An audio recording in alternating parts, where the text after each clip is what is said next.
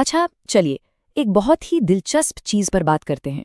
जरा सोचिए, कोई एक बिल्कुल नया फोन खरीदता है और उसमें पहले से ही एक सरकारी ऐप मौजूद है। एक ऐसा ऐप जिसे वो चाह कर भी किसी भी तरह से हटा नहीं सकता। ये कोई मनगढ़ंत कहानी नहीं है, बल्कि भारत सरकार का एक नया आदेश है जो अब हकीकत बनने की राह पर है। ये सवाल थोड़ा परेशान करने वाला है ना। मतलब किसी के अपने नए फोन पर एक ऐसा सरकारी ऐप हो जो वहां बस अटक गया है, उसे हटा ही नहीं सकते। ये एक सीधी सी बात अपने आप में कई बड़े और गंभीर सवाल खड़े कर देती है। तो चलिए, इस पूरे मामले की तह तक जाने के लिए इसे इन 6 जरूरी हिस्सों में समझते हैं। एक एक करके इन सब पर नजर डालेंगे। तो ये सब शुरू कहाँ से हुआ? असल में भारत के दूरसंचार विभाग यानी डिपार्टमेंट ऑफ टेलीकम्युनिकेशंस ने फोन बनाने वाली सभी कंपनियों को एक गोपनीय निर्देश भेजा है। और ये नियम एकदम साफ है। भारत में बिकने वाला हर नया स्मार्टफोन, चाहे वो यहाँ बना हो या बाहर से आया हो, उसमें संचार साथी ऐप पहले से इंस्टॉल होना ही चाहिए। और सिर्फ इंस्टॉल नहीं, बल्कि डिफ़ॉल्ट रूप से चालू भी होना चाहिए। कंपनियों को ये लागू करने के लिए 90 दिनों का वक्त दिया गया है। और सबसे बड़ी बात, इस ऐप को डिलीट नहीं किया जा सकता। यह हमेशा के लिए फ़ोन में रहेगा। तो सवाल उठता है कि आखिर ये संचार साथी ऐप है क्या भला? इसे संचार मंत्रालय ने एक टेलीकॉम साइबर सिक्योरिटी टूल के तौर पर तैयार किया है। अगर सीधे शब्दों में समझें तो सरकार का कहना है कि इस ऐप का मकसद हमारी डिजिटल जिंदगी को ज्यादा से ज्यादा सुरक्षित बनाना है। सुनने में तो काफी अच्छा लगता है ना? तो ये ऐप आखिर कर क्या सकता है? इसके जरिए कोई भी अपने चोरी हुए फोन को IMEI नंबर से ट्रैक और ब्लॉक कर सकता है। ये भी देख सकता है कि उसके नाम पर कितने सिम चल रहे हैं, जो काफी काम का फीचर है।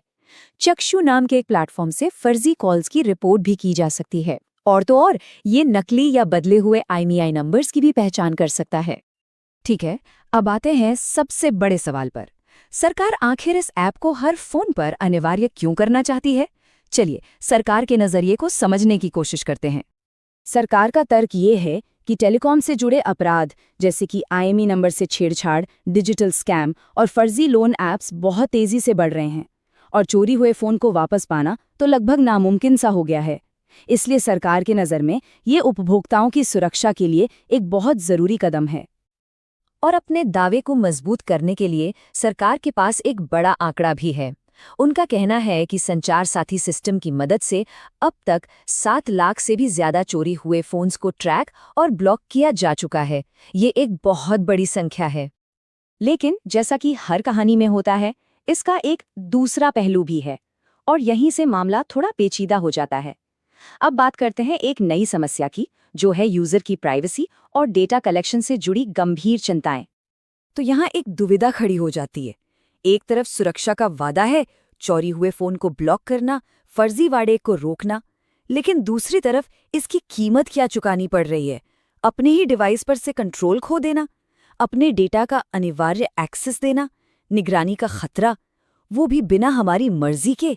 ये सुरक्षा बनाम निजता की एक क्लासिक बहस है। चलिए, डेटा की बात करते हैं। जाहिर है, काम करने के लिए इस ऐप को फ़ोन के IMEI नंबर और सिम की जानकारी तो चाहिए ही होगी। लेकिन असली चिंता इस बात की है कि आगे क्या होगा। क्या होगा अगर भविष्य में किसी अपडेट के जरिए ये ऐप और भी ज़्यादा डेटा इकट्ठा करना शुरू कर दे? इसकी सीमा कहाँ तय होगी? और यही वो ज़रूरी सवाल हैं जो निजता के विशेषज्ञ पूछ रहे हैं और जिनका अभी तक कोई जवाब नहीं है। इस डेटा को कौन देख पाएगा, इसे कब तक स्टोर किया जाएगा और इसके गलत इस्तेमाल को रोकने के लिए क्या नियम है? डेटा गवर्नेंस पर कोई स्पष्टता न होना एक बहुत बड़ा खतरा है। अब इस कहानी में एक और किरदार की एंट्री होती है, खुद टेक्नोलॉजी कंपनियां। वे इस आदेश पर कैसी प्रतिक्रिया देंगी, खास तौर पर तब जब एप्पल और एंड्रॉयड की दुनिया एक दूसरे से बिल्कुल अलग हो। अगर हम एप्पल के इतिहास को देखें तो उन्होंने हमेशा से इस तरह के सरकारी आदेशों का विरोध किया है। वो अपने बंद ऑपरेटिंग सिस्टम की बनावट का हवाला देते हैं।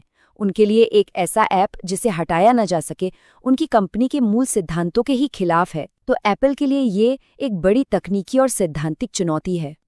वहीं दूसरी तरफ सैमसंग या शाओमी जैसे एंड्रॉयड फ़ोन बनाने वालों के लिए ये तकनीकी रूप से काफ़ी आसान होने की उम्मीद है।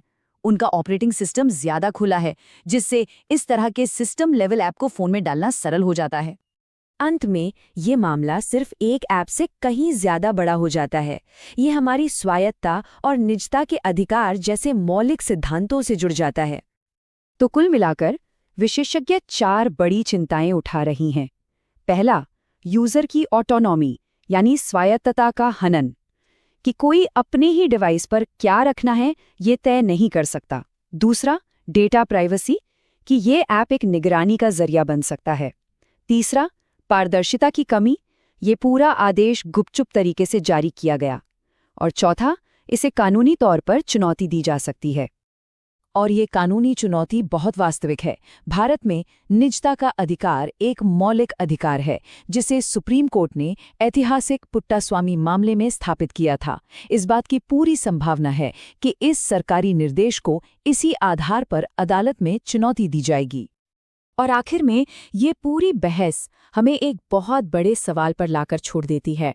इस डिजिटल युग में सरकार की दी हुई सुरक्षा और सरकार के नियंत्रण के बीच की बारीक रेखा आखिर कहाँ खींची जानी चाहिए? ये एक ऐसा सवाल है जिसका कोई आसान जवाब नहीं है, और इस पर हम सभी को मिलकर सोचना होगा।